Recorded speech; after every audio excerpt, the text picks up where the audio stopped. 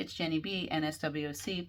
Today I want to discuss a common topic that I hear often, which is about mucocutaneous separation. So what that actually means is when we have fashioned a stoma, and you can actually see the mucosal layer has come apart from the cutaneous layer or the skin or tissue around. So the mucosa is the sexual stoma. It's the inside lining of the bowel, and then the cutaneous tissue around it. So you can see in this picture there's some sutures all the way around it. So one of the most helpful things, the only thing I actually use, is again calcium alginate.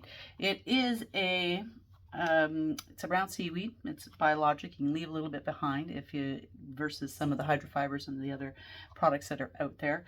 This does not require silver. There's no signs of infection. The mucosa layer is quite used to having stool against it because it is bowel.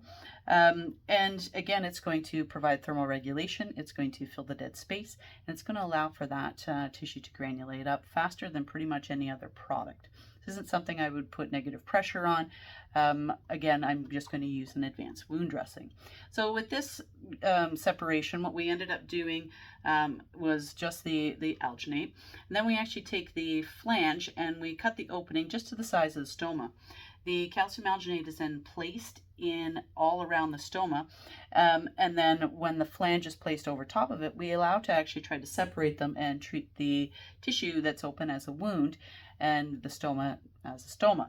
So again, after about 3 weeks, what happened was you can see the depth of the tissue has come up quite a bit, and then we continue to use the calcium alginate, and then 6 weeks in total, because that was a pretty big separation, it wasn't just partial.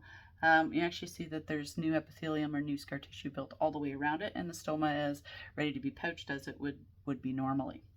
So there are some instances where it becomes more of an issue, and this is one of them. This lady actually, she has a bit of an abdominal wound, and she had some stool here.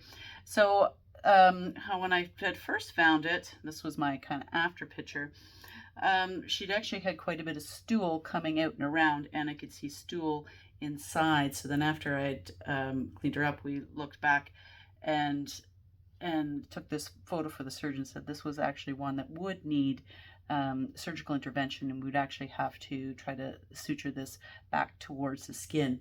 But it is pretty rare. So the risk is that, yes, that stool during peristalsis, so when the bowel actually moves and propels food boluses through it, it can actually retract in and under the skin, and stool can end up leaking out of it.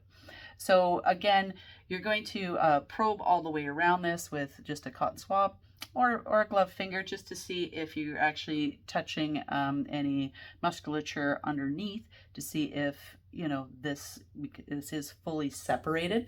That's about the only time they tend to try to actually suture it. For the most part, we're going to use good old alginate. Still one of my favorite things, kind of the first thing I use on pretty much anything, and then prove why I shouldn't be using alginate.